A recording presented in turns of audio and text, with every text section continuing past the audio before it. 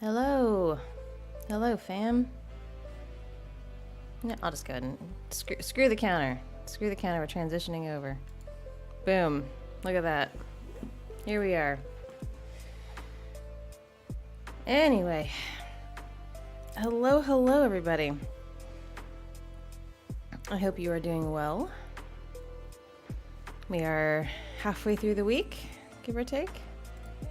Turn this down a little bit for myself. It's kind of loud in my ear. There we go. Yeah, there we go. Much better. Much better. Okay. It's time for the twice a month YouTube streams. I'm still on the fence about these. I'm not entirely sure that this is something you guys actually want. It's like, on the one hand, like it's nice to use all the platforms available, but on the other hand, like the interactivity is not great compared to like Twitch. So yeah, I don't know. I'm torn. I think what I'll do is I'll reassess after the first of the year. Like going into January, I'll figure out if I want to keep doing these or just move everything back over to Twitch. It's not like it's a huge deal. I only do 2 of these a month, but like, I don't know. We'll see. If you guys have strong opinions, definitely let me know. So yeah, I didn't have anything planned specifically for today's stream. I promised that like as I do these streams, like half of them would be gameplay and half of them would be just hanging out and chilling. I felt like I was due for a hanging out and chilling one, but that's kind of on you guys. Like if you have things you want to talk about or ask about or just shoot the shit about, that's cool. If you'd rather I open Minecraft or something and dick around while we talk, that's cool too. Like at the end of the day, these streams are for you guys and whatever makes you happy. So, not gonna lie, I kind of hate Twitch. It took me a little bit to get into Twitch, I'll be honest, but like the interactivity is really nice. Being able to do more with the streamer and things like that. So, can't really beat that. Few new names. Yeah, that's kind of the hope. Like and again, like some people just don't like live streams. A lot of my audience, a huge chunk of my audience would much rather never see me like this, just talking and being myself. They would much rather just stick with the audios, the immersion, the wish fulfillment, the fantasy, which is totally fine. That's what that content is there for. But like for some people, like the reality isn't, like it's jarring. They don't like it. It ruins that that wish fulfillment vibe. So that, again, totally fine. It always kind of surprises me how few people from this audience are interested in the Twitch stuff or things like that. Like it really does surprise me a little bit, but to each their own. Whatever makes people happy.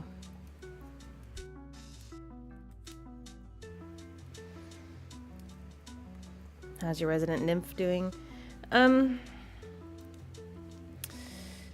and down. Had some been dealing with some family drama the last few days. It's been not ideal, but doing my best. And of course, we've got our rental inspection this week, tomorrow actually, Friday, and I'm getting ready for that. I've just got a little left to do in the outside in the yard. I spent yesterday cleaning bathrooms and stuff like that, doing all the wet work, which I'm happy to do. It's actually a pretty good workout if you really scrub hard, but it's just frustrating when they do this. It stops down the whole week and makes like that the focus, getting ready for them to come into my house and walk around and touch everything and look in all the rooms and take a million pictures and come up with something they can tell us to do better because reasons. I don't know. So, yeah. Family drama, yeah. Yeah, my family back in the States, going into the holidays. It's not as bad as it could be, but, and I'm sure you guys all understand, like you're all familiar with what that's like on different levels. So you get me. But, it's a struggle because, like, finding the time to talk to people in different time zones can be difficult. I'm 13 hours ahead of U.S. Eastern Time. So it's 7 p.m. for Eastern Time right now. It's 8 a.m. for me the following day. So scheduling calls, making plans, things like that can be a logistical challenge. I'll say it that way. A logistical challenge. Which is fine. It's the nature of the beast. But sometimes it means doing calls with my parents at 10 o'clock at night, or getting up at 6 a.m. to talk to people or whatever. So are rental inspections a partial inspiration for the registry? No, because I wrote that audio 4 years ago, more than 4 years ago, the first vampire roommate, and I've only lived in Australia for 1.5 years. So yeah, when I wrote that first audio, I didn't even know lupus yet. So no, definitely not an inspiration. But it's not like you have to look far to find bureaucratic organizations poking their nose into things for an inspiration, that's pretty common. That's even if it's justified, even if it's a reasonable amount of oversight, it's still easy enough. I mean, people complain about government overreach and too many forms, too many registrations, too many whatever just to do XYZ, and it's like, yeah, that's how the government works. So yeah. But no, rental inspections had nothing to do with it. I did not know this was a thing. I did not anticipate that I would be living in Australia 4 years later. At all. It didn't even cross my mind. So yeah. But I'm happy to answer questions like that about where ideas come from or different inspirations, things like that. There's certain things that inspire me in different ways for different audios, and especially early on when I was trying a bunch of different things and experimenting with different formats and, adding background music and, things like that. It was an interesting time for the channel, back when I thought nobody was ever going to listen. And I was just sort of, shouting into the void. But it made me happy to do it. So bureaucratic bullshit like that is par for the course, yeah. And to a lesser, well, I wouldn't say to a lesser extent, but less obviously, tighter oversight of marginalized communities, restrictions on marginalized communities, things like that. As an example, it's surprising to me the number of people who think that LGBTQ is a protected class in the United States. It is not. Things like race, religion, ethnicity, those are protected classes, but not LGBTQ status. And it's always been interesting to me that religion is, because religion is a choice. That's a belief system that you can choose to have or not have. It's not something you're born with, it's something you're taught, but it is a protected class. So you can choose to have a set of beliefs, and then your beliefs are protected in that way. But LGBTQ is not, whether you're one of those people who is wrong and thinks that that's a choice, or whether you acknowledge that it's just how people are. Under neither circumstance is a protected class. Now, in some states, it's protected, and even in some individual counties and cities, like the state of Florida doesn't have a blanket protection for LGBTQ citizens, but individual cities and counties do, depending on where in Florida you are. Because Florida is a very divided state. The more populated areas tend to be a little more accepting, and the more, rural areas tend to be a lot less so. So depending on where you live in the state of Florida, your rights vary pretty drastically as far as human rights ordinances go. So in some parts of Florida, you can be denied a job because you're gay. You can be denied an apartment because you're gay. You can be denied service at a restaurant. You can be denied service at any place of business, strictly for that reason. And there is absolutely no law that says otherwise. The Equality Act, which is the federal law that would prevent that, has never passed. It has been up for vote a few times. But whether you are accepted for who you are as an LGBTQ person in the United States depends entirely on your geography, which seems a little wrong to me. But yeah, so the fact that discrimination still exists, I think, really does surprise people. And some of that coding did inspire some aspects of the vampire roommate. Obviously there's no national registry for gay people in the United States, but the treatment of marginalized communities has been not like a one-to-one allegory, but still like there is coding there. And you'll see it in a lot of stories, not just mine, of how the other is treated, how people can be made to feel less than for being different, and or being perceived as different, or being perceived as dangerous. And yeah, so to this day, we do not have national protections in the United States for LGBTQ people. And to this day, you can absolutely be discriminated against in many, many places based on your LGBTQ status. And there's not a damn thing you can do about it. That's not like a wrongful, like denying you an apartment or a job or food is not illegal. So yeah, it surprises some people when I tell them that.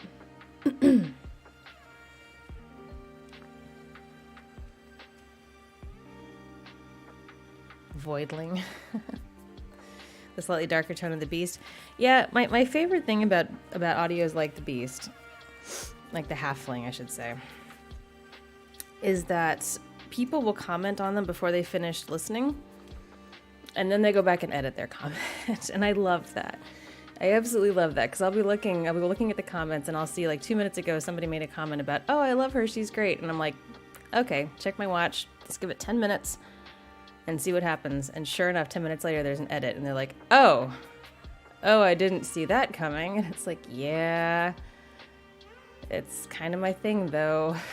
Like I like twists, I like interesting things. So yeah, I love it when people like comment before they're done and then go back and comment again, because they didn't really get the whole picture at first. But I get wanting to like get your comment in there and stuff. Like I totally get that, especially now that I am pinning my favorite comments every audio, which has been fun. I've been reading some really interesting comments from people, and yeah, so definitely comment if you have thoughts about these audios, because A, it helps me do better work for you, and B, it gives me something fun to pin for other people to see. So yeah.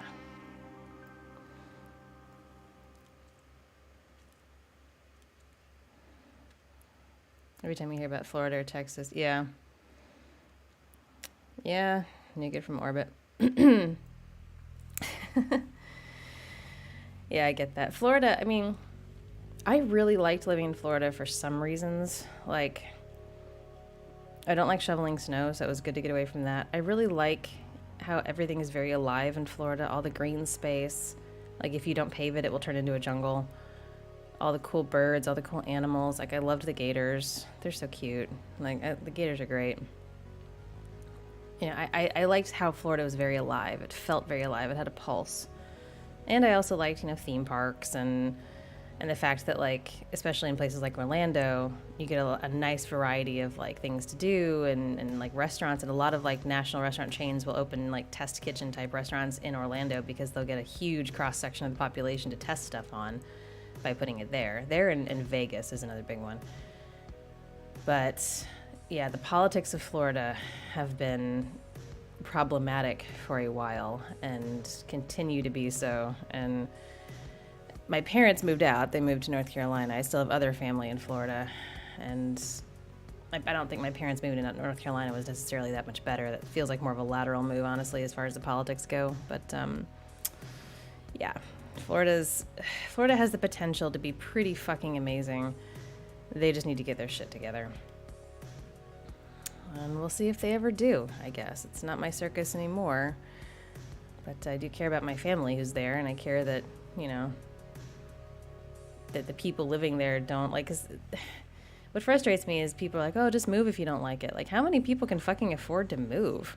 First of all, most of us are trapped in one place by our jobs, right? Like, if you have a job, you kind of have to be there, and jobs trap us because of the healthcare being linked to jobs.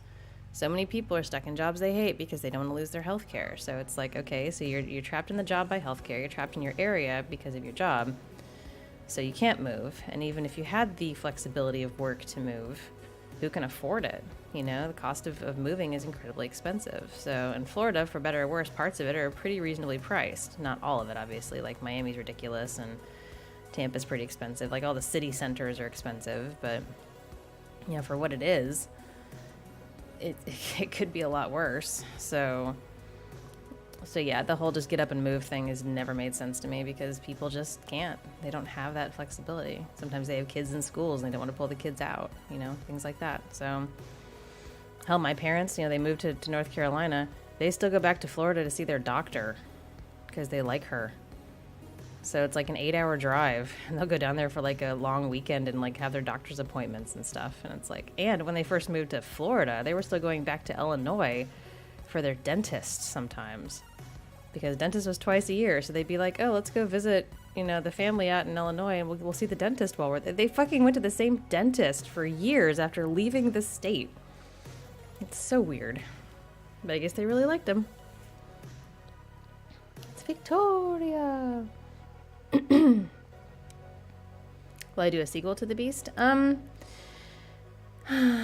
torn. The ones that have the twists, I don't tend to do sequels on, because that's the point, right? Like having the little setup, having the twist, having the payoff, and then leaving it at that. Like I feel like taking it, like for a lot of these stories, taking it any further kind of weakens it. Because the whole point of the story wasn't like the story, it wasn't the adventure, it was the character and figuring out what's going on with her. And now that you know that, like that part's done, and now it's just, oh, well, it's another interesting fantasy character, I guess, and that's fine, but like it changes the nature of the story. It keeps it from being a twist story to being just, another fun adventure story, which is fine, but I have lots of those in the hopper, so like, I don't know.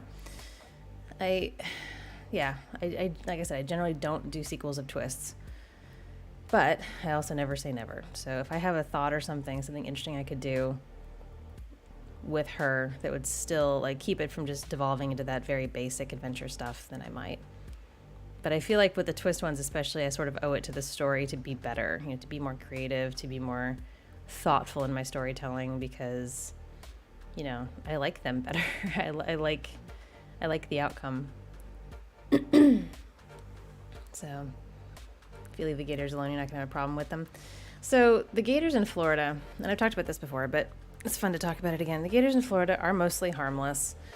That said, you do not fuck with them. There is a state law in Florida that you do not feed them and you do not harass them, which means any sort of contact. You don't touch them, you don't poke them with a stick, nothing like that. That does not stop tourists from feeding them. And boy, does that piss me off, because then they lose their fear of humans, and you know how that goes. There's a lot of standing water in Florida. The water table's very high. It's a very wet state. So, golf courses, neighborhoods, just highways will have retention ponds and stuff everywhere. And there's a gator in all of those. If you see standing water in Florida, there's a gator in it. I fucking promise you. Most of them are connected by little drainage ditches and pipes and stuff. The gators will move through those. But pretty much every pond I've ever seen in Florida had a gator in it. And most of the time, they're not in the water. They're up on the shore, just lying there. They have their mouths open because that's how they regulate their temperature. And they just hang out. In residential areas, if they've developed an area for a neighborhood or something, they will do their best to either relocate the gators in the area, or they will, a trapper will come out and take care of them.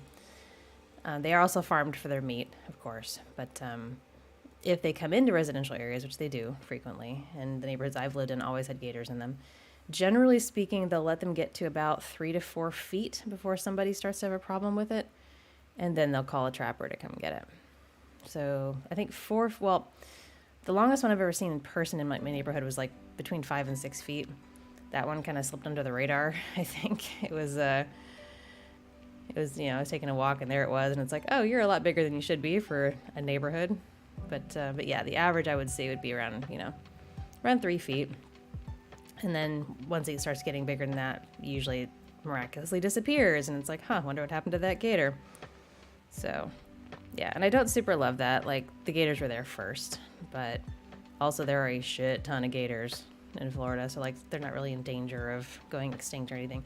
If you ever go to the Kennedy Space Center, which I recommend you do, if you're ever in Florida, go to Cape Canaveral, because it's actually really, really cool. There's a bus that takes you from the main building out to the Saturn V building. At least it used to be. It's been a few years since I did this, but I presume it's the same.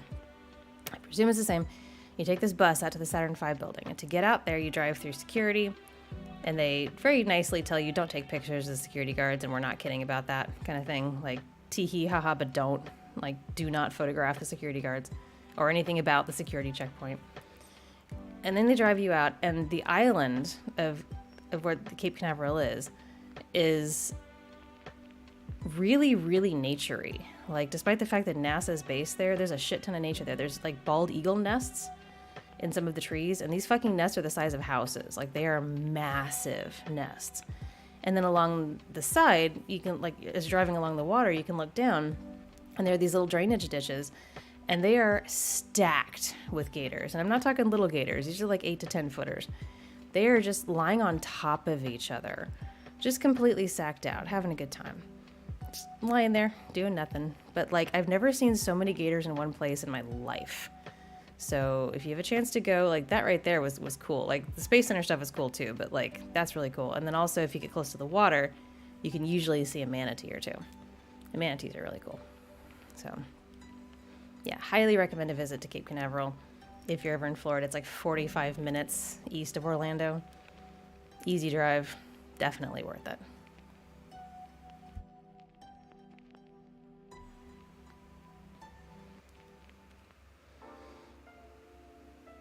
The beach should have been an October entry.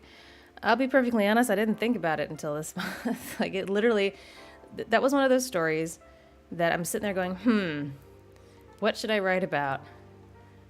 Oh, I have an idea. Like, it's literally just like that. Like, it'll just occur to me when I'm just, like, pondering and, like, what could I write about? I could write about this, and then, oh, what if I did? Okay, now I have a thought, and I just sort of spool it out like that. Sometimes it comes to me in the shower or when I'm taking a walk or whatever, but, like, yeah, that one, it just didn't occur to me in October.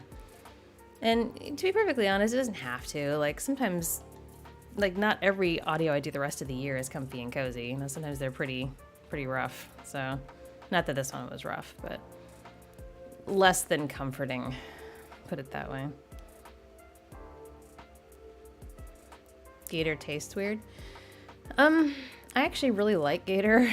It kind of depends on how it's prepared. I've had it a few different times, and in my experience, it comes down to, like, making sure it's very high quality meat, like, not like ditch gator meat, but like good, and it's like the gator tail obviously is what you're eating, and like nice lightly fried and seasoned. That's a really good way to eat gator. Sometimes gator can be a little fishy because obviously they spend a lot of time in the water, and you know, it's expected. It's like a fishy chicken. But the best gator I ever had didn't taste fishy at all, and it was a really nice texture. It was really good. So when you're in Florida, you should definitely try gator, but your mileage may vary on how good it is, depending on, a lot of factors. What effect that will have on the gator population? You mean like neighborhood developments? Florida is an interesting state because a lot of it is very difficult to develop. It's very swampy.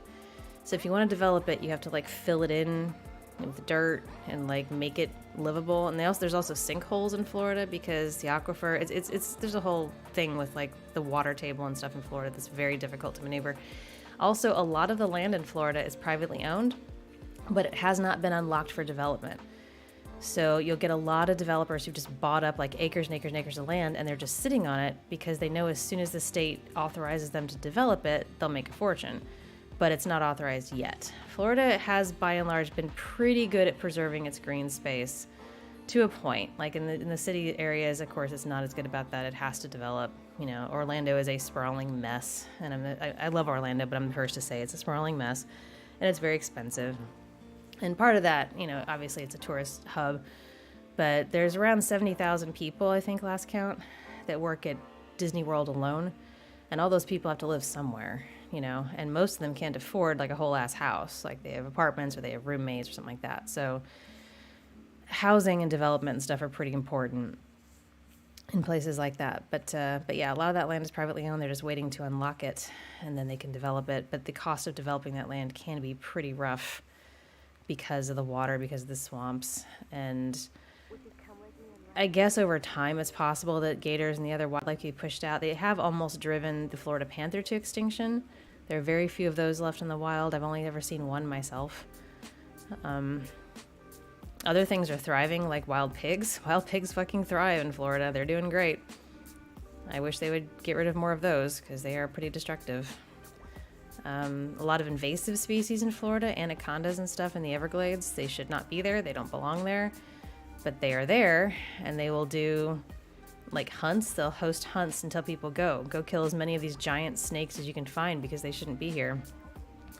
And they'll estimate, there's thousands of snakes in the Everglades, and the hunt may bring in like 60 or 70 of them, and it's like, great, good job, guys. Like that, there's no fucking way that made a dent, but whatever, they're trying.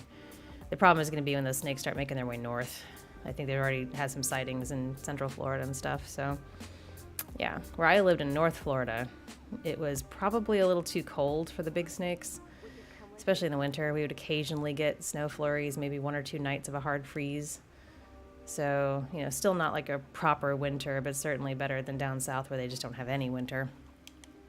But, yeah.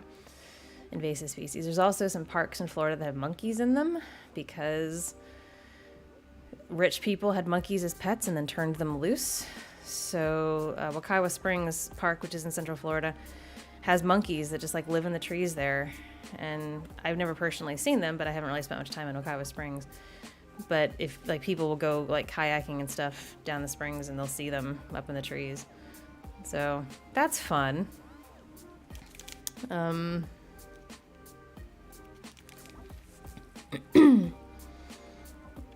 thought about doing a school teacher character. I did a tutor. I did a couple like tutor audios. I've done like classmates and stuff like that. The school teacher thing, a couple of things that hold me back on that. One, it's pretty easy to fetishize, I'll be honest. And like, I tend to shy away from audios that can be fetishized. I try to anyway. It's a losing battle with a lot of these characters, but like, I don't know, that one just seems kind of tropey. And then the other thing is that I don't do audios with anything younger than like college age. I did that one with the professor that doesn't know what the fuck they're talking about, like the math professor that's teaching history. That's probably the closest to a school teacher one I would do. But I don't go younger than college age because I want every character in my stories to be legally an adult. I feel like that's pretty important. And so I can't ever do like, teaching kids or teaching teenagers. Like that's not going to be a thing. So the closest you're going to get is either like a tutor in a college setting or like a college professor who's gone off on something else. And it's not just like a standard like class. It's like the professor is teaching the wrong subject kind of thing. Like there's a reason why they're there. There's a reason why it's funny or a reason why it's, it deviates a little bit from the trope, I guess, trying to keep it interesting.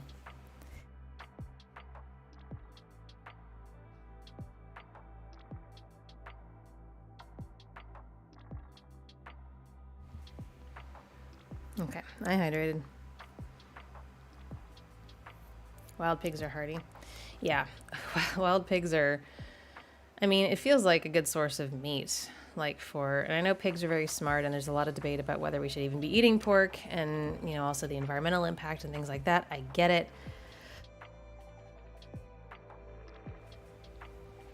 That said, there's also a crisis with food insecurity in the United States especially, and I believe 1 in 8 children go to bed hungry every night. I'm really not okay with that, so anything we can do to mitigate that, I'm on board with. Literally anything. So, yeah. The coolest professor audio hurts your soul as a history major. That was the point.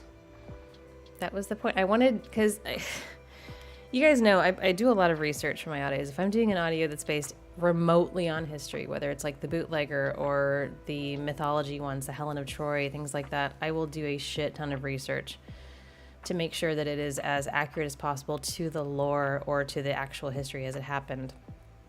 And because of that, I take it very seriously. I take the research very seriously. I want to make sure I get as many details right as I can. And I realize for things like mythology, there's a lot of conflicting stuff and a lot of retconning and a lot of, it depends on who you ask and stuff like that. So I can kind of be a little flexible with that. But by and large, there are some widely accepted stories and, descriptions and things that have existed through thousands of years that have kept going. And that's what people associate with certain things. Even if you do the research and go, oh, as it turned out, this isn't how it went down. It doesn't matter if that's sort of the collective conscious. Like if everybody sort of imagines it that way or sees it that way, then no amount of yes, but is going to make a difference, because all it does is ruin people's immersion. So the research is very important to me. And part of the reason I do that is because I know that there are people in the comments that if I get a detail wrong, especially a significant detail, they will jump on me. Like there's a lot of people on YouTube who would be more than happy to correct me at any turn if they had the chance. They still do. Like they'll find other things to correct me about, like how I wrote something or what they didn't like about this or whatever. And I was like, that's fine, but that's more opinion stuff. I try to at least get the factual stuff as right as I can. And the history professor is for those people who, for lack of a better word, deserve a little discomfort in that regard. Like, obviously, if it made you uncomfortable, I'm sorry, but sorry, not sorry, in the sense that, like, I really, really wanted people to be like, like, God, it's so wrong. It's so fucking wrong. Like, I love that. Especially since I made sure to throw a couple of things in there that were right, just to make people extra mad. just, and it's actually a lot harder than it seems to walk a line of partial inaccuracy and have it still be plausible. You know, like, it's a lot harder than it seems to do that. If you ever have a chance, try to sit down and rewrite some history in a way that, like, still kind of makes sense but is wrong. It's challenging. Like, it can really be challenging. So especially when you know what's right, and it's like, oh, but like you really want to tell the right story and you can't. So yeah, I recommend it. It's a fun exercise.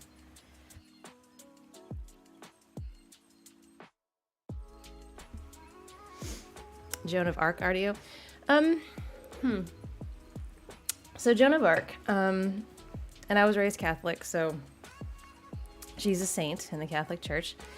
She was also probably schizophrenic and, heard voices that instructed her to go to war. And I feel like I try to steer clear of religious characters in the first place because, obvious reasons, unless it's like mythology, lore type stuff like angels, that's fine because there's a lot of angel lore across multiple cultures. It's not just a Christian thing. But Joan of Arc as a person was kind of a nut job. And I kind of don't want to glorify her role in history or, make a thing out of her mental illness, because I think she genuinely was mentally ill and became a tool of the church because she was such a zealot about it and, was genuinely convinced she could hear voices, and the church was like, yeah, let's go with that, and sort of put her forward as this, virgin and martyr, basically. And yeah, it's not a great story if you get into it. It's really very sad, and I don't want to play that role. Playing the role of actual historical characters is something I kind of dance around because, like we talked about, I don't like to use other people's intellectual property, so I'll never do that. But historical characters are potentially a different story, if only because, and obviously I can do it with mythology because those aren't history, those are still fiction. But and the actual gods and goddesses are not, intellectual property. Those are a cultural reality that entire regions of the world have lived with and been part of for thousands of years. So, but actual historical figures, I've thought about. It just kind of depends because, real people are very complex. Real people are complicated and they have, good and bad about them. And sometimes it's easier to just create a character in that space, but not actually be that person. So as a good example, the bootlegger, she's not the best person. She makes her living off of crime, like actual crime. But, prohibition was something that was hotly contested and eventually repealed. And so there's some nuance there. There's some moral gray area there that she can operate within. And she doesn't have to be Al Capone. She doesn't have to be a member of the Chicago Mafia. She can just be one of a million, women who are working the illegal booze circuit at the time, because they were, and just do her thing. So she can exist in that space and even reference certain historical characters without having to be one of them. And I feel like sometimes that gives me a lot more flexibility, both in the sense of, what I can do with these characters, because the actual historical characters are limited by the historical record and what they've actually done, and also to avoid, for better or worse, altering perceptions of certain people. Does that make sense? I hope it makes sense. They had to make sure my wrong information was inaccurate. I was pretty confident. It was inaccurate. It takes a good poet to write a character who writes bad poetry. If you're good at something, it can be very, very difficult to force yourself to be bad at it. And I'm not saying I'm that great a writer, but like at this point I've kind of got into a groove. And the same goes for art. If you're a good artist, it can be very difficult to make yourself draw badly because you've worked hard and you don't want to draw badly. Like your muscle memory is such that you will draw well, whether you want to or not, because you've done it to the point, not that you can do it right, but that you cannot do it wrong. And that's how you know you're an expert at something. You just can't fuck up anymore. You're that good. But like making yourself be bad is challenging. And it's like a singer who's trying to make themselves sing badly. Like I always give big props to like singers in movies where this person in real life can sing like really well, and they're having to pretend like they can't. They're having to fake like bad sing. Like that's a talent. Being able to fake being bad at something that you're good at is actually a talent. So yeah, mad props to those people.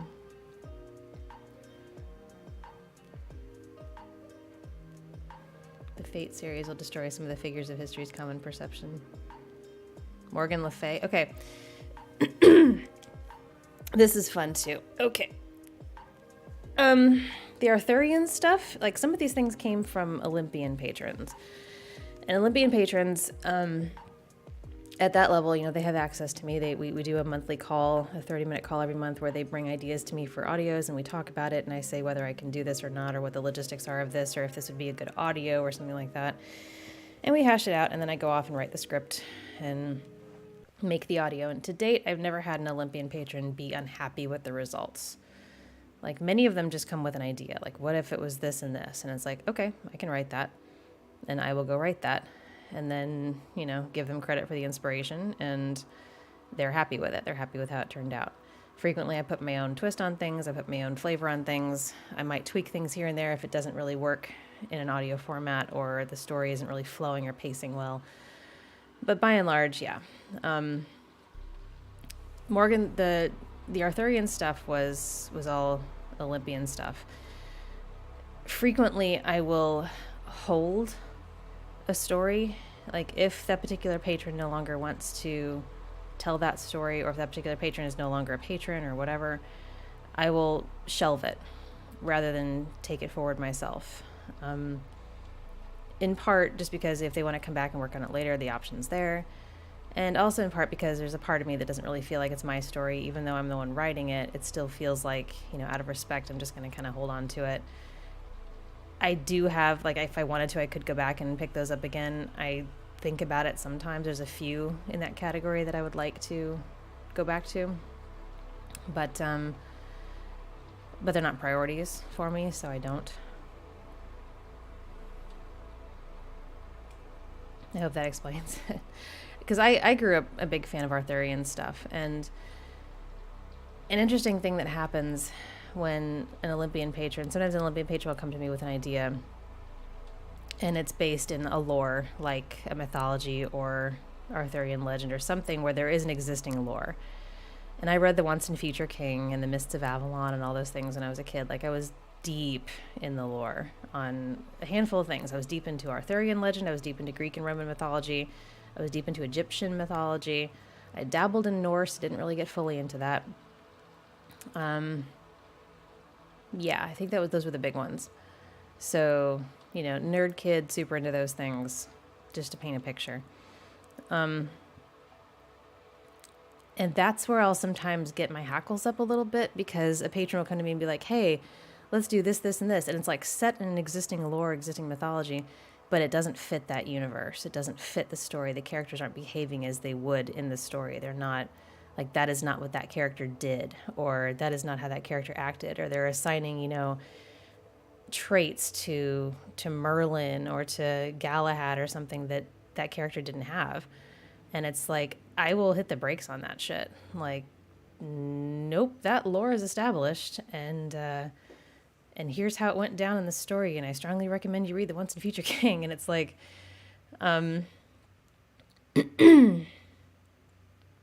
actually, no, read Mort d'Arthur. Read Mort d'Arthur. That's kind of the benchmark. That's a good one. It's heavy, but it's a good one. So, yeah. Mort d'Arthur is basically, if you're into Arthurian stuff, and I hate gatekeeping, but like, there's a part of me who's like, how can you really say that you're like super into Arthurian legend if you haven't read Mort d'Arthur? Like, it's just the thing, you know? It's just the thing to read. Anyway, I'm legit a great writer. Thank you. It's very nice of you to say. Writing is one of the few things that I will freely admit I'm pretty good at. Only because it's just always come really easily to me. Like, when I was a kid, I loved it when we got assigned papers to write. Fucking loved it. When I was in high school, we had to research and write this massive term paper over the course of a semester.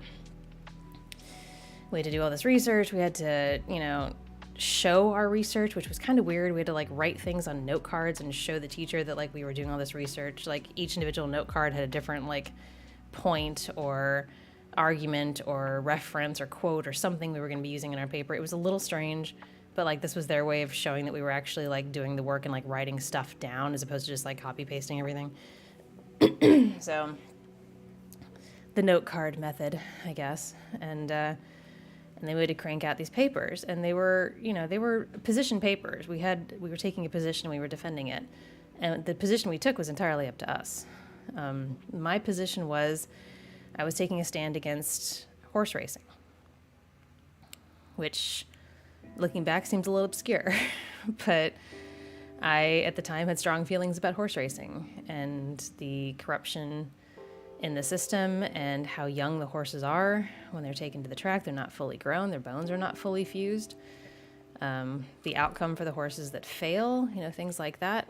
It really moved me. So I wrote a 26-page paper lambasting horse racing.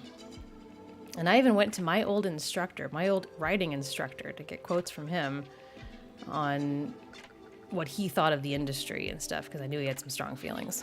So, but all this to say, like, as fun as that paper was to write, and it was, I had to come up with ways to challenge myself to keep it interesting. One of the things I did was make sure that there was not a single instance of passive voice in this entire fucking paper. 26 pages.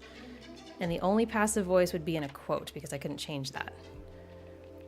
Everything I wrote was active voice. I just kind of set that as a little challenge for myself. I was really proud. That's the kind of nerd I am. I was like, I'm gonna not use any passive voice. Whee! Like, Jesus Christ. Looking back, that's kind of cringe. Like, it's a lot cringe, actually. But so yeah. Anyway, that's all this to say.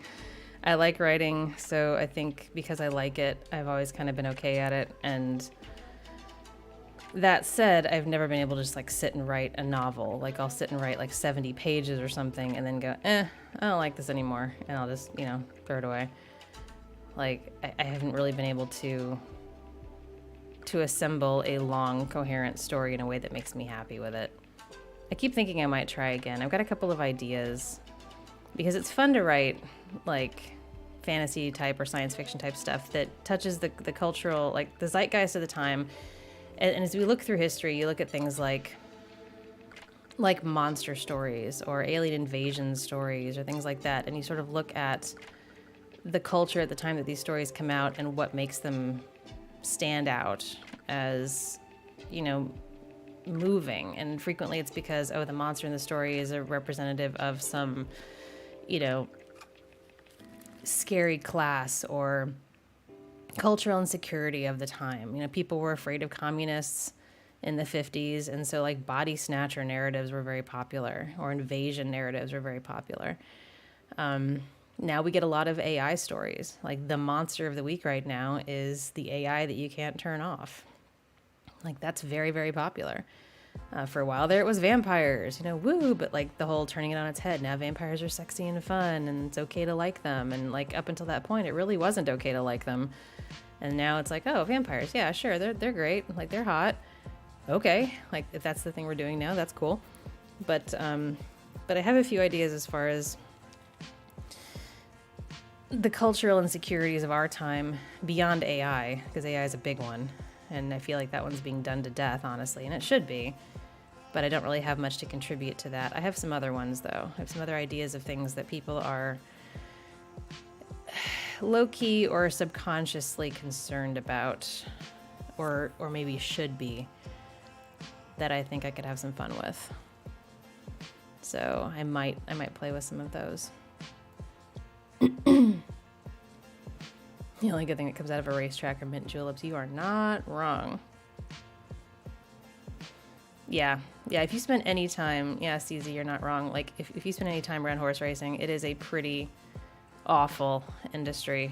And I was not sorry to tear it a new one. I don't think anybody ever read that paper, but it exists. What I think of AI story generators as inspiration. So AI is, it's sort of the genie out of the bottle kind of thing. I feel like we can't really stop it, but I also feel like it's not being managed well. And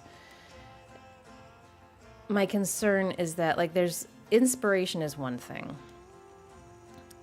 but I feel like AI is unnecessary in that regard. I'm going to make an analogy here that's probably not accurate, but I had a friend once who had an amazing sense of direction. Like he could find his way anywhere when we were kids. Then he got older and started using his GPS. Now he can't find his way out of a paper bag. Are the two related? I don't know. But like, this guy could find his way literally anywhere with just like a spoken direction or one glance at a map, and now all of a sudden he cannot function without his GPS. I worry that AI is going to do the same thing to creativity. That it's going to have this cooling effect where people won't be able to function without an AI, quote unquote inspiration, a prompt of some type. And don't get me wrong, prompts are great. There's a subreddit called Writing Prompts where people will just post a prompt and other people will write something for it. I've actually contributed to it. In fact, one time I was the top response on one of them.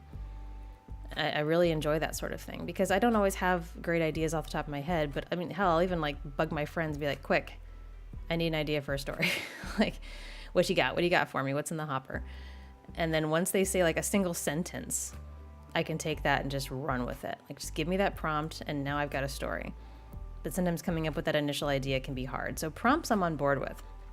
I'm not entirely sure that AI is necessary for it, though, because other people can give us prompts. That's exactly what I use them for. When I bug a friend or something, and I've told the story a million times, but that goofy audio I did about the phone that won't let you upgrade, that was a prompt from a friend. I literally reached out to my friend Josh, and I was like, hey, I don't know what to write about. And he's like, well, I've got a shitpost idea if you want it. I'm like, bring it, man. What do you got for me?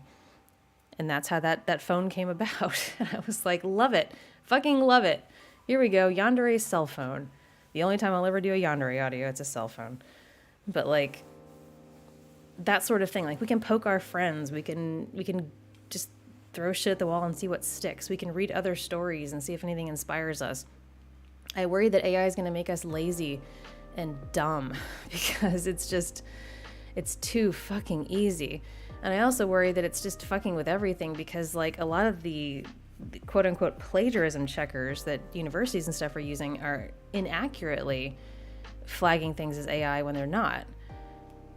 And it worries me because I kind of write like when I'm writing, I write pretty formally, and I would worry that, like, I'm not in university now, obviously, but like, I would worry my shit would get flagged because that's just how I write, you know?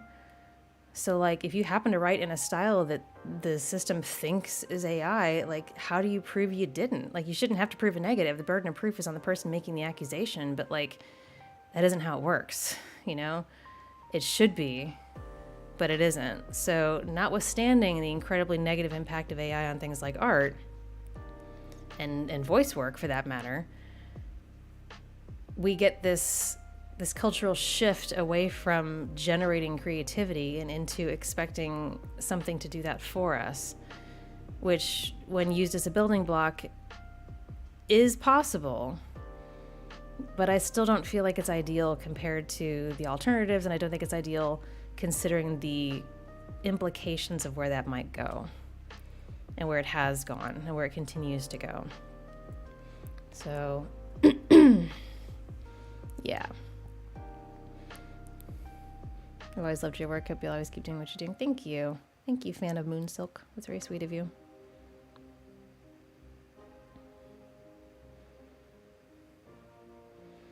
Oh, Vod, you had a problem with GPS? Really? I wasn't talking about you, but I'll add you to the list of people who have gotten directionally dumb because of GPS. That's fine. And I'm pretty okay. Like, for me, if I've traveled a route once and I've watched it, like I've paid attention, I can usually find my way again. But if I'm just sitting in the passenger seat zoning out, I can't. I don't know where the fuck I am. Like, nope. I should probably pay better attention. My situational awareness is not great. Lupus's is great. He always knows where he is in space. He always knows what's around him. He's very cognizant of his surroundings. I'm not great at that at all. Like one day we recently there was a dog and I didn't even see it, and he was like, "Oh my God, you didn't see a dog?" I was like, "Oh my God, I missed a dog." Like, yeah, I need to do better at my situational awareness. What about AI used to make a story with already alive people?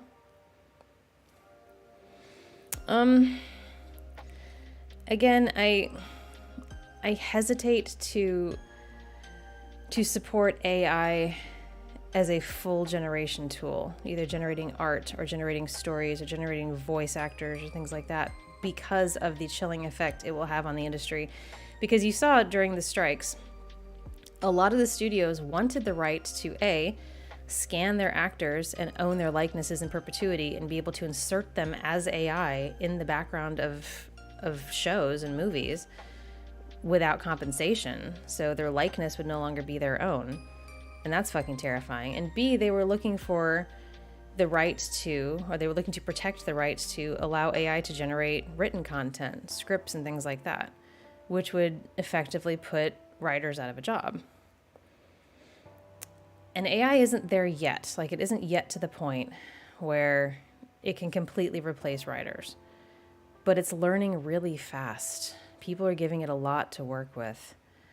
And I mean, I see jobs being listed on LinkedIn and stuff where literally the job is you write things to teach AI how to write better.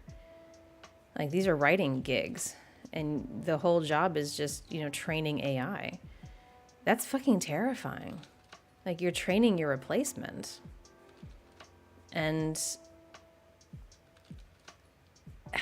I'm not saying that AI stories can't be good, because obviously sometimes they are. But I feel like the big picture is a little more important. I feel like driving people out of creative spaces because the computers are doing it instead, and they're doing it for cheaper, is kind of sucking the soul out of creative spaces. It's sucking the soul out of art and writing and music. And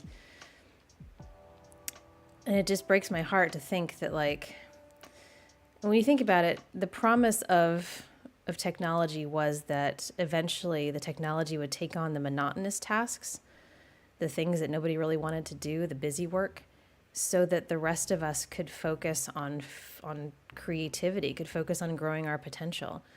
Instead, it looks like the technology is taking over the creativity and leaving us with the monotonous tasks. And that feels backwards to me. It feels like our potential as humans, our potential as humanity to grow and create and change and evolve and make new things will be significantly stunted by the presence of AI. And the other issue that I touched on briefly is the difficulty sometimes for people to see what's AI generated and what's not. And that's not a good thing. Like, some people point to that and go, well, isn't that proof that AI is great? No, it isn't. It's because if you look closely, you can usually tell, especially with art, it's not good. But it's not just that, like, the hands are wrong and the silverware looks wonky or whatever. It's also that the spirit of the thing is gone. The soul of the thing is gone. You get these AI bros who are just cranking out pictures of anime girls with swords, and it's like, look how badass this is. And it's like, if you spent half the time learning to draw as you spent on this, and they act like artists are some sort of elite, like gatekeeping the art world. And like, nobody's allowed to be in the art world unless you're an artist. And it's like, well, that's kind of how expertise works. If you are a person who has spent years honing your craft, working hard, getting better, practicing, then you do sort of deserve to be at the top of that space. And if you're the sort of person who doesn't want to do that work because you are lazy or you're in a hurry or you just want the praise and adoration without having to work for it, that doesn't make you better. That doesn't make you even remotely on the same level as those people. You are choosing not to do the work. You are choosing to short circuit the process because you want to be told you're great, without having to actually work to be great. And that's just fucking pathetic. Like, seriously, in no uncertain terms, it is fucking pathetic. Like, fuck those guys. There is no gatekeeping in the art space. It's more about, if your art is good because you've worked at it, you get praised for it because you deserve that praise. If you are cranking shit out with an AI, barfing out these horrible pictures of these anime girls, you're not working at anything. You're just typing prompts. You're not making anything. You're not creating anything. And the worst is when they steal art from actual artists to feed the AI. That's an incredible problem. That they're taking people's actual hard work and using it to feed the machine so that that machine can crank out something in the style of a certain artist. And these people don't have to learn anything. They don't have to try. They don't have to study. They don't have to practice. Like, and they'll actively defend, oh, it took me hours to come up with the right prompt for this. Oh, really? Hours? You don't say. Like, cry me a river, build a bridge, and get over it. Like, I just, yeah. Anyway. AI, yeah. I feel like even if it occasionally creates something decent, it's probably not worth the big picture of the ramifications, what's going to happen if we allow it to continue to be such a major. But at this point, like I said, the genie's kind of out of the bottle. The issue is going to be regulation. They've already decided that AI art cannot be copyrighted. So that's a start, because it isn't actually art. It isn't actually being made by somebody. But again, we also have issues with like Adobe and people like that selling access, subscription access to their stock photo and stock image databases that are full of AI art, like just fucking full of it. And it's like, how dare you charge for that content when it's not even protected content, it's not copyrighted, and it's also not art, it's crap. Like, when I try to sort those databases by non-generative AI art, it really culls the numbers, because that's all people are doing. And it's like, oh my God, like even just finding an artist to commission, if it's not somebody I've commissioned before, I'm very hesitant. Like, I want to see their process. I want to see their sketches. Like, show me these things. So yeah, I hate that it's made us very wary. I hate that it's made these dude bros feel like they're contributing something, or that they're breaking into these elite spaces. Like, fuck off. There's no artists that are like, I mean, I know a lot of artists. None of them are like living high on the hog off their art. They're struggling. Artists generally have many other jobs because the art does not pay the bills. It's just something they love and they're working really hard at and they're trying to get better at and they'd like to someday be able to make a living at. And these fucking dude bros, I just want to slap every last one of them. Just fucking fuck them.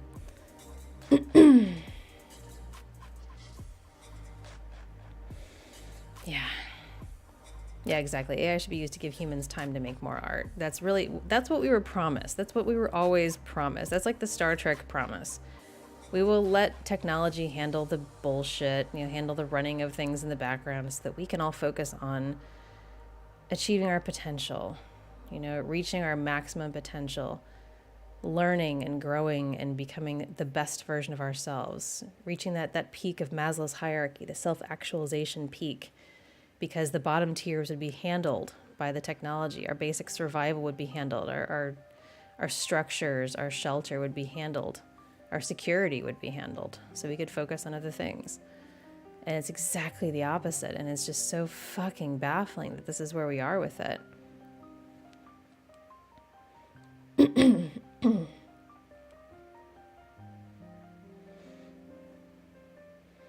I mean, humans will always want to be creative, but what I'm seeing a lot more of now, at least in my circles, is artists who are giving up. They've been trying for years to make a living at art. They're working in their jobs, they're drawing in their spare time, they're working really hard, they're taking commissions when they can, and they're being pushed out of those spaces by AI stuff. And they're very much, the tone is, what's the point? Why am I working so hard? Why am I trying so hard? It won't be long before AI figures out how to do hands right, or, how to make things look even more realistic. And then what? Like, why am I doing this to myself? Why am I and it's not that they're going to stop drawing, but it's more like the light has gone out, And I talk about myself as a writer. I talk about how writers write. If you write, you're a writer. And writers like me are sort of compelled to write. I can't not write. I will always write. That said, what I write, or who sees what I write, might vary a lot depending on the market. If the market is flooded with AI stories and those things are could you blame publishing houses for being like, oh my God, we can just generate a whole ass, 100,000 word novel and not have to pay an author and an agent? Like, we get to keep all the money? Fuck yeah, we're doing that. Like, we don't want to pay authors and agents. Authors and agents are a pain in the ass. We got to deal with them. We got to talk to them. We got to go through edits with them. No. This is way easier. This just streamlines the whole process. Take the humans out of the equation. More money, less hassle. What's not to like? And like, I get it. From a profit standpoint, I get it. From a human standpoint, it's fucking terrifying. And every time I think about maybe writing a book or, even a short story collection or something, I get a little hesitant because the noise is there's so much noise out there. There's so many other, the market is already saturated for creative stuff, which I don't think is necessarily a bad thing. Even before AI, having a lot of artists, having a lot of writers, having a lot of people creating has always been great. And those spaces up until recently have been very encouraging. People lift each other up, people encourage each other, people praise each other's styles, praise each other's work, point out, oh my gosh, how far you've come, it's an encouraging space. It's competitive, of course, and in some places very saturated, but it's still a much more positive vibe. Now you get this AI generated content that is not that. It is not part of a community, and it is ripe for monetization by corporations that don't want to have to pay people and don't want to have to deal with people and their needs and wants. And that's a hell of a slippery slope. That's why the strikes, during the writer's strike and actor's strike, there was such a point of contention with AI content, because writers can see the writing on the wall. Like, if AI can crank out scripts, then what am I doing here? What's the point? Doesn't mean I'm going to stop writing, but maybe I'll spend a little less time on it, or maybe I'll care a little less if it's any good, or maybe I won't show anybody, or maybe I won't do anything with it. I'll just, save the file and walk away and go back to my incredibly monotonous job. Or maybe for a kid who's just getting interested in writing, looking at that space and going, oh my God, how will my voice ever be heard? How will I ever be good enough to get over this hump of AI generated content that's just sort of vomited everywhere? You know, it feels like a collective dumbing down of the creativity. And if you were a creative, especially an artist or something, entering the space right now, it would have to be terrifying.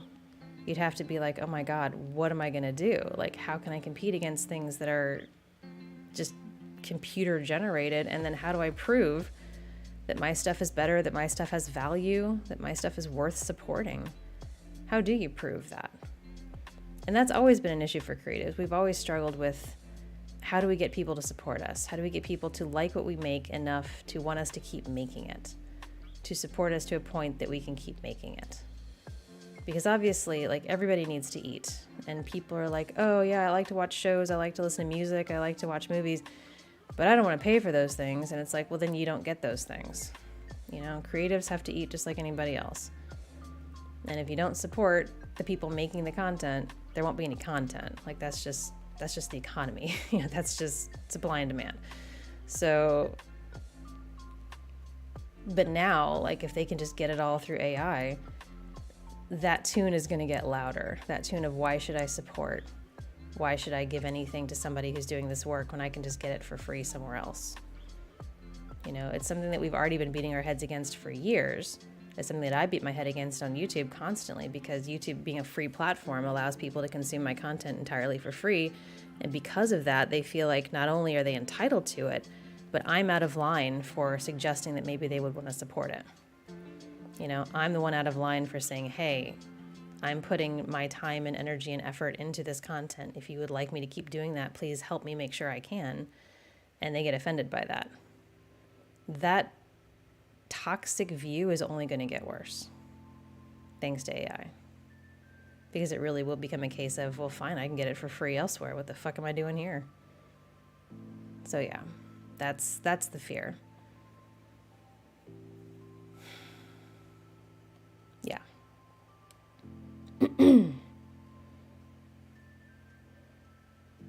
Yeah, AI is a tool, and it should always have been a tool that was managed, and we just didn't manage it because we didn't really understand. Like, at first it was, oh, funny, haha, we can tell the image generator to create a red panda in space. Isn't that funny? And it does, and we're like, tee-hee, it's doing the thing. Or we can, you know, have those videos where it's Joe Biden and Donald Trump and Barack Obama all playing CSGO together or something, and they're on comms talking back and forth about different things, and it's like, that's funny too. But at the end of the day, if you can make anything sound like somebody, or if you can create content that looks enough like somebody else's work, and you don't have to make an effort with that. Like, I've already seen other VAs in my space having their voices emulated. You know, you can feed that shit into AI and they will emulate, and you can make somebody say anything you want. And that's terrifying. And we can sit there on record and be like, I officially say you cannot use my voice for any AI purposes. Doesn't fucking matter. It doesn't stop people. You know? I mean, most voiceover artists will do things like commercials, corporate videos. I used to do corporate videos, like corporate instructional videos for things like payroll and tax preparation stuff. Incredibly boring shit, but you just read the script and they make a video around it, and it's instructional and it's helpful and people like it. It's fine. It never really sees the light of day outside of the corporation you work for or some webinar they're giving or whatever, but it exists, and that's what most VO people do. You know, they do instructional videos, they do commercials. That kind of shit's gonna become really easy to just generate. You know, they can just pick generic, nice lady voice and feed it a script, and it will spit out everything they need, and that's it. You completely eliminate the need for a person.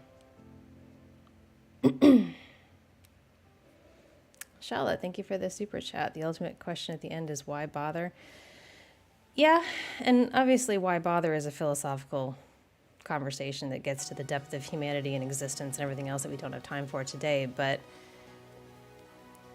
life is short, you know, and every minute we spend on any given endeavor, there's a part of our brain asking why we're doing it. Oh, hang on. Sorry, guys. I got a package. I saw the truck just leaving. I'll get that later. And obviously not everything we do has to be to a purpose. Not everything we do has to be productive. Downtime is important. Silly time is important. Fun time is important. All these things are important. There's a lot of conversation, a lot of discourse, I suppose, in the spaces these days about how society has structured, at least American society has structured, like the workforce, and how people are expected to be, at work a certain number of hours a day, commuting each way, wearing themselves out, basically living to work instead of working to live. And then there's nothing left. There's no energy left to do anything else. There's no money left to pursue other interests. And is this any way to live? Obviously we survive, but is this any way to live?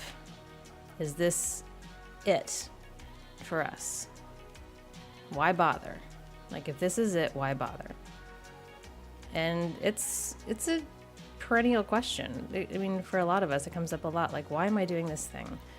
And I'm just like anybody else in that way. I will have days where I'm just like banging my head against a wall, trying to get half a dozen things done. And I'm like, why bother? Why am I doing this? Nobody's listening to my stuff. Nobody's doing this. Nobody's doing that. Like, my channel is growing, but incredibly slowly. Like, why am I doing this? Why bother? And at the end of the day, the answer is usually something to the effect of, because I really like what I do. I really like what I do, and I want to keep doing it. I bother because it's what I enjoy, it's what I love, and you guys say you like it, and I want to keep doing it. Now, that said, if it were to, get worse, if things were to get worse, if the channel were to start suffering or something, or if, Patreon was to drop off again, I would have to reassess that, I would have to consider that bothering is no longer financially viable, no matter how much I want to. Because we have multiple things. We have our philosophical perspective of why are we doing the things we do, and we have our practical perspective of how do I stay alive? How do I support myself? How do I maintain so that I can do the things I want to do? And these are important questions, and it's a balance we have to achieve. And it's something I've thought about a lot lately. You guys know, several months ago I did a Patron push, basically putting it out there like, look, if Patreon keeps dropping, I can't keep doing this work. And people responded, and that was great. It's dropping again, because of course it is, and I knew it would. But it's equally baffling. The flip side of that is Twitch. Twitch is like the other significant, I guess, source of income for me, because YouTube doesn't really count. YouTube's ad revenue is crap. But Twitch, weirdly, around the same time that I did the Patron push, like 7 or 8 months ago, started to decline pretty severely. And it may just be a case of, people decided to support me on Patreon instead of Twitch, but it started to decline. And I tried a few things, tried to kind of figure out why. But at the end of the day, this past month, November, was the lowest revenue I've made on Twitch since I began streaming. So 3.5 years. It's the lowest it's ever been. To the point that I will probably have to start considering after the first of the year whether I can keep streaming. I'm going to do everything I can to keep the channel going, the YouTube channel and the audios and stuff. But if it comes down to it, when I did the math, what I made on Twitch in November versus the hours that I spent streaming ended up breaking down to maybe $7 an hour. I can make twice that at a minimum wage job here. That's American dollars. If I just got a minimum wage job here, I would make twice that. So from a practical standpoint, like there's the why bother again. Like, why bother doing this if it's going to slowly die? If it's going to severely impact my income, my ability to live, my ability to pay rent. Why do this? Why bother? And of course, the answer is I like it. I like streaming. I like doing stuff with you guys. I like playing stuff, hanging out, talking, things like that. But, the practical perspective has to weigh in too. And I debated even saying anything about it because obviously I'm preaching to the choir with you guys. You guys already support me. And, just coming out to these things and hanging out and chatting and stuff is support. That supports me. But comes a point where you have to start looking at yourself and looking at your work and wondering if it's just not good enough, you know? And that's very possible. The streaming platforms, the streaming circuit is, again, another very saturated area.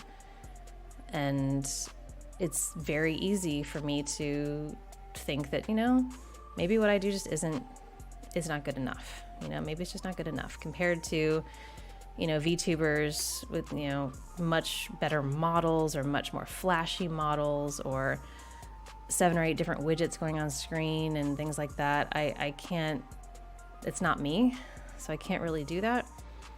But what I do is probably not enough.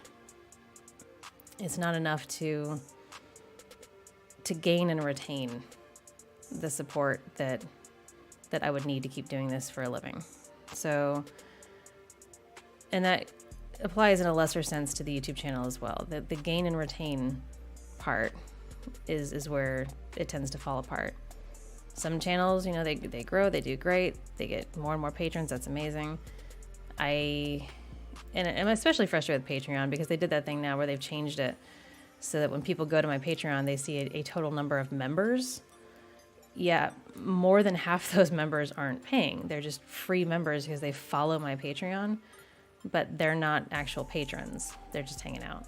And that's fine. I don't make anything for them. I don't put any content on Patreon that's for them. But because of that, people go and say, oh, she's got 550 patrons. She's fine. It's like, I don't have that. I have less than half that. So, but because Patreon's changed their format, I worry that there's a chilling effect there. In fact, I got messages from people being like, oh, you got so many followers now, congratulations. And it's like, that's not the case, but thank you. So, and I don't tell you all this to do anything other than communicate. I don't, like I said before, I don't ever want to have a situation where I just show up one day and go, okay guys, well, I got to shut everything down, goodbye. Because I hate that. That seems cruel and unfair to the people that actually do show up and support and stuff. Like that's not okay. I always want to keep you guys in the loop. I always want to keep you updated on what's going on. I always want to manage expectations, I suppose. And, the YouTube channel came first. I was doing the voice stuff for nearly a year before I started streaming. And like I said, I love the streaming. When I started, I was terrified. I was really terrified of speaking to you guys live like this. I was terrified that I was going to say or do something really dumb and, really fuck it up for myself or get canceled or something. But in the end, you guys have been so supportive and so understanding and so open to my rants and my goofiness and my shitty gameplay. And I have been incredibly grateful for it. And I hope I can keep doing it, I guess. I hope I can. And if I can't, well, then I hope I can find another job because it's also not a great job market. So, I do have other things going on. I've got other projects I'm working on, stuff trying to sort of like build out the side hustle thing so that, I know it keeps me very busy, but I would rather be super duper busy and still able to do this work than slightly less busy, but having to take a train into town or something to work. Like that would be less fun. I would like to keep being creative. I would like to keep making things for you guys. So I'm hoping I can. And again, after the first of the year, I will take another look at the numbers and reassess, I suppose, see what I can do. But and if I can't keep all the balls in the air, if I can't juggle it all, all I can say is I'm sorry. I'm doing my best, but I will never stop trying to do my best. And like I said, at the very least, I will keep the YouTube channel going because I can, stay up super late or get up super early to write scripts and record and, things like that. I can work around on that. Streaming is a little harder because those are scheduled and, they take several hours at a time, but working on audios, I can sneak time, steal time where I can, and work on it. Yeah. So hopefully this is just, something that will improve, I guess. But if it doesn't, it doesn't. And we will deal with that as a community. So yeah.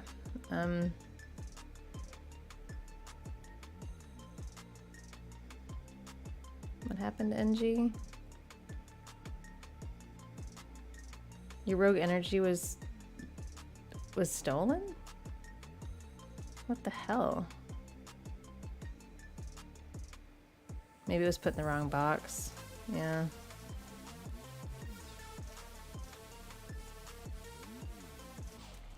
Yeah, they probably just stuck it in the wrong box. That's frustrating.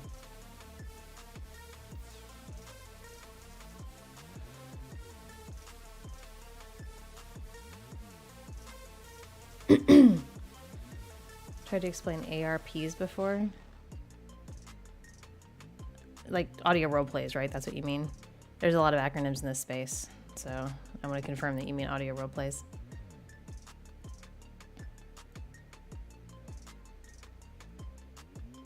No, you guys are fine. Again, I'm not trying to make you feel bad or anything like that. I just don't ever want it to be a shock if something were to go sideways.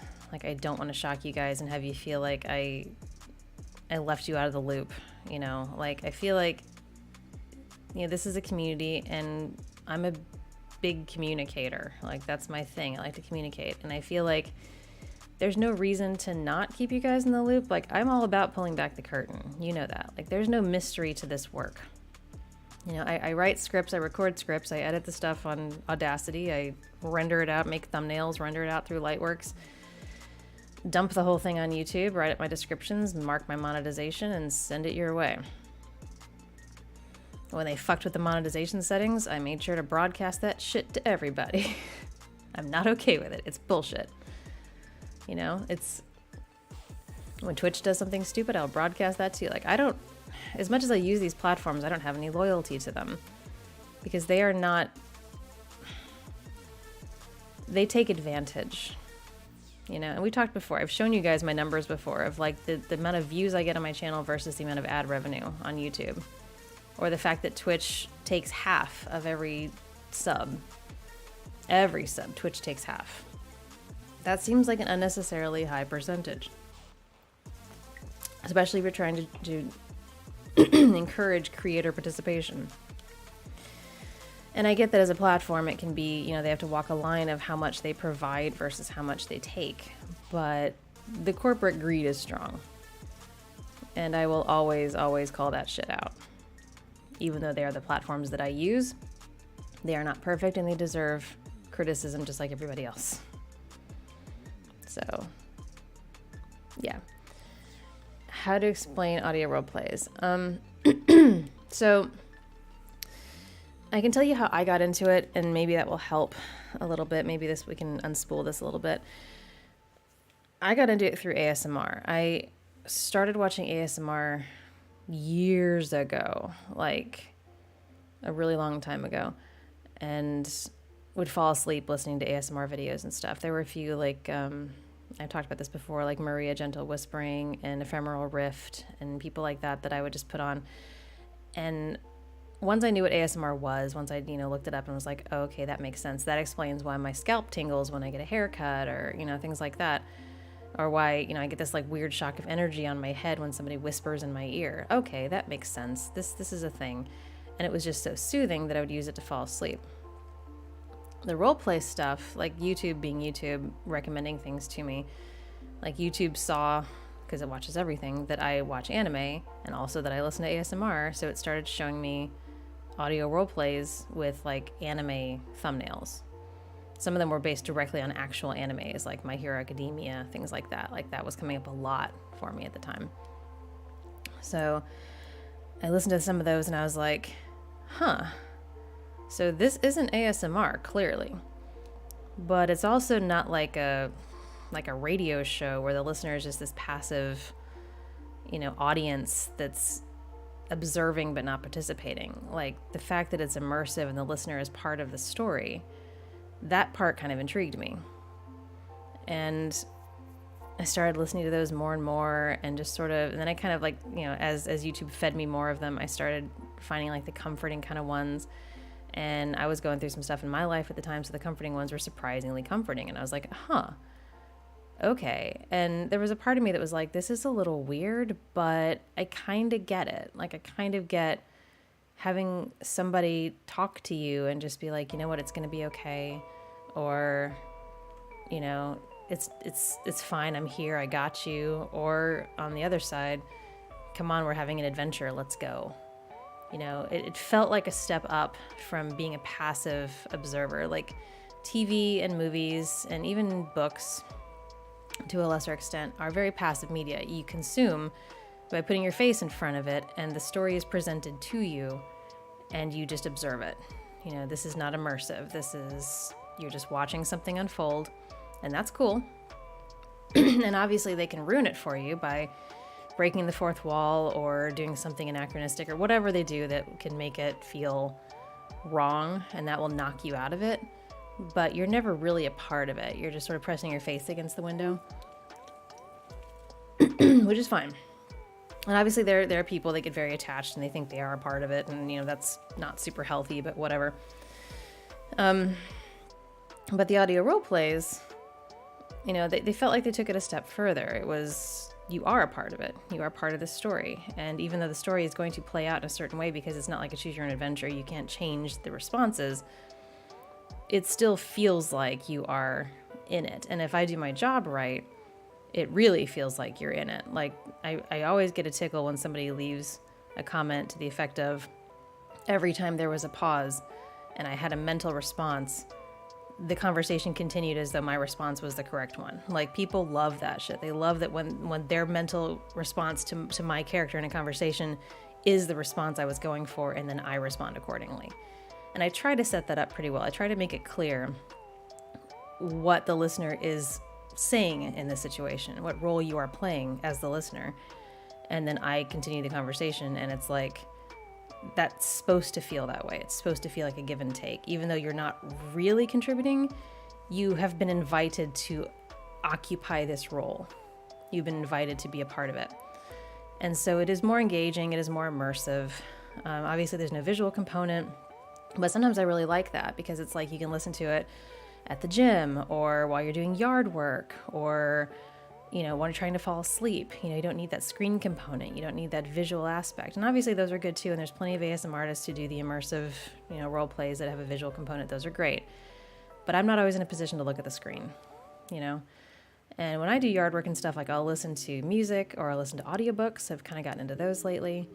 But again, they're just very passive. You know, you're just sort of listening to somebody else tell you a story. And it's like, that's cool. I'm enjoying the story. I'm not in the story.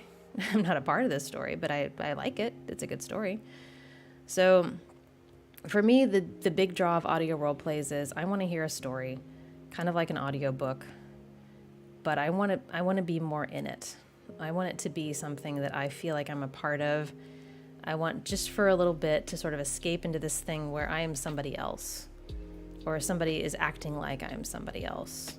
And I can be that character just as much as the person doing the speaking is also being a character. And also that comfort aspect. Like if you're having an anxiety attack and you need to be talked down from it, or you know, if you're struggling with a really rough day and you just need somebody to be like, hey, it's going to be okay. We'll get through this together. You know, sometimes that little bit of encouragement, that reminder that somebody's pulling for you. And it doesn't have to be real, you know. I mean, it helps obviously when it is, but like if you're in a position where you don't have that in your life, of somebody actively encouraging you, then this is like the next best thing, I guess. For a lot of people, it's just a reminder that it's not as bad as it could be, I suppose. And also for some people, it seems almost inspirational. They're like, this is the kind of relationship I want to have someday. It's like, and for me, it was a little bit of that too. When I started my channel, I was in a relationship. I was in a long-term relationship with a guy that I was living with. And it wasn't great. He was not great. And it wasn't until, like, it was easy to get busy and sort of not apply any scrutiny to that relationship, to not really think about what was wrong about it, just sort of like coast along comfortably and not really think too hard about it. And then I started listening to these, you know, audio role plays and sort of heard what my relationship should have been. I heard the things that I was missing. And one time I actually burst into tears because what I was hearing was something it turned out I desperately needed, but I didn't know because I hadn't applied any scrutiny. And when I heard it being spoken to me as the listener, it turned out to be incredibly triggering because it was something that I was lacking severely. And so I took it to him. I took that audio to him and I was like, hey, I found this thing. It's a little weird. It's a little strange maybe that it's an audio role play kind of thing, but I think this is what I need. This is what I need from you. Would you be willing to consider that? He did not listen to it. And when I brought it up again, it was more about, the next time I brought it up, it was more about me just being like, look, I think this is what I need. Like not using the audio, just sort of trying to describe what it was that I needed. And that didn't really take either. But that was sort of my first inkling that I was not in a good place and that I needed to make some changes. I even reached out on Reddit. I went to Reddit and I was like, hey, I've just discovered that there's these things I'm missing in my relationship. How do I bring this up with my partner? And the responses I got included a lot of questions about our dynamic and, things like that. And it got to the point where the people I was talking to on Reddit were like, this is not a good thing for you. Like, this is not a healthy thing. And, we're sorry to tell you this, but, and they were right. They were 100% right. I didn't take any action, and that was like 4 or 5 months before I started my channel. I just sort of kept trying to fix it myself. I kept trying to bring him around, kept trying to illustrate what I needed, but getting increasingly resentful because now that I knew what I needed and was missing, it became less and less okay for him not to provide that. You know what I mean? Like, now that I could see it, it was like, but why not though? I'm not really asking for much. I was writing scripts for other VAs at the time because now that I was in this space, I was like, you know what? I bet I could write some of these. So I was able to use my writing stuff plus my, my wanting to model healthy relationships that I wasn't having myself. And then started my channel when I suddenly decided it was time for me to make an attempt at this myself. Still not sure why, but I did that. And then, a month or two into the channel, it started to do pretty well. And he found out about it.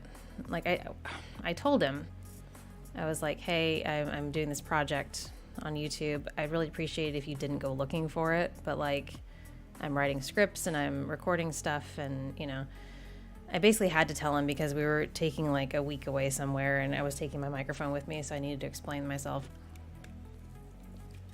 He was like, oh, that's cool. And then I got a follow and it was him. And I was like, do you not know that I can see that? Like, yeah, I went to him and I was like, I specifically asked you not to go looking for me, for my channel. I didn't tell you the name of it. I asked you to please leave it alone. It's not anything dirty or weird or raunchy. It's just, a project that I wanted for myself. It's only, at that point, it only had like 1,000 or 2,000 subscribers, so it would not have been easy to find.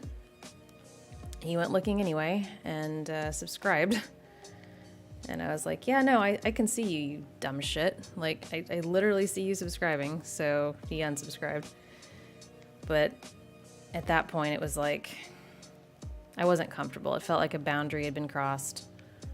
And then he would say things like, oh, I get to be with you, the one and only urban nymph. And I'm like, oh, you think? Like, you think you do? Because I'm starting to wonder. So yeah, ended it with him pretty shortly after that, actually. And kind of never looked back on trying to craft content that would help other people know what a healthy relationship is supposed to be. That was kind of always my driving force, was I'm going to make things that make people happy, make people feel good, make people comfortable, but also to model the sort of behavior that I wish I had experienced in my relationship. And to try to be a voice of reasonable, effective communication and healthy partnerships. And for that reason, I don't do yandere content, obviously. I don't do like damsel in distress usually. I like when my characters are on equal footing. Sometimes one will have an advantage over the other because of circumstances, like in the post-apocalyptic scavenger or the elf bandit, where they start out with the listener at a disadvantage because either they just woke up or they were caught in a trap or something like that. But like, the listener always has something to contribute. Their strengths are valuable. Their contribution is valuable. But so does my character. They work together as a team. They accomplish things as a team. If someone needs to be rescued, it's within context, and then there will probably be a rescue in the opposite direction later. Because that's sort of my philosophy, is that when you're in a relationship, both you and your partner need to, like, it's a 60-40 split of effort, but you're both giving 60. Like, both of you need to be approaching the relationship as though you are contributing 60% of the effort and the communication and the emotional support and all those things. Because in that way, if one of you is having a really shit day and they can't reach that 60, the other person's got it. That's how you can take turns supporting each other, is if you both enter the space trying to give 60%. There will be days you can't. There'll be a lot of days you can't. But those are the days that the other person steps up. And that plus the whole us against the problem thing. You'll never see my characters blaming each other for having a bad day or struggling with something, because it's not the other person's fault. Whatever the problem is, even if it's a breakdown of communication, if it's a misunderstanding, whatever, the trick is to go into it assuming the best that you can out of the other person, and assuming that you both want to work on a solution. And obviously, if one person doesn't want to work on a solution, fine. That's a sign that the relationship is over. But if both people are still invested in trying to find solutions to problems that both people are affected by, then you're still in good shape. If you have each other, if you care about each other, if you're working together as a team, as partners, you can solve a lot of problems that way. But it has to be a team effort, and it can't be pointing fingers at each other. And I just recently did an audio where it's like, yeah, we're both stressed. We're both having a really shit time right now. We don't really have the bandwidth for each other, but we still need to try. We still need to make sure that when we have those misunderstandings, we butt heads over stupid shit, that we recognize that those head-butting over stupid shit moments are a symptom of the fact that we are both stressed beyond belief, and we need to make space and grace for each other in those moments, rather than escalate and get madder and hold resentment and things like that. Like, remember the reasons we're together. And again, some relationships just end. Some don't work out. Sometimes you grow apart. Sometimes things get hostile. That same guy that I was with when I started my channel, when we broke up, said some pretty horrible, hateful things. And when I called him on it and said, well, that's a bridge burned, he tried to play it off as, well, I was really mad. And it's like, there's never, ever an excuse to say horrible, hateful things to somebody that you allegedly care about. I don't care how mad you are. I don't care how upset you are. I don't care how badly you want to lash out. You do not direct that at the person who cares and is trying to help, or the person that you allegedly care about. Ever. Actively trying to hurt somebody that you care about is dysfunctional and fucked up. And you can't put that shit back. Like, you can't put the toothpaste back in the tube. After you say shit like that, it's there. It stays. When you say something deliberately hurtful, people don't just forget. They always remember. I will always remember the things he said to me in those moments. And it's like, oh, this must be the true colors coming through. Yeah, I don't care how fucking mad you are. You do not ever deliberately hurt somebody like that. It absolutely serves no purpose. And if it makes you feel better to hurt somebody that you care about because you're mad and you're grumpy and you're upset and you want to hurt somebody, if that actually makes you feel better, then get some fucking therapy. Because that should never make you feel better. Hurting somebody else. Hurting somebody that you care about.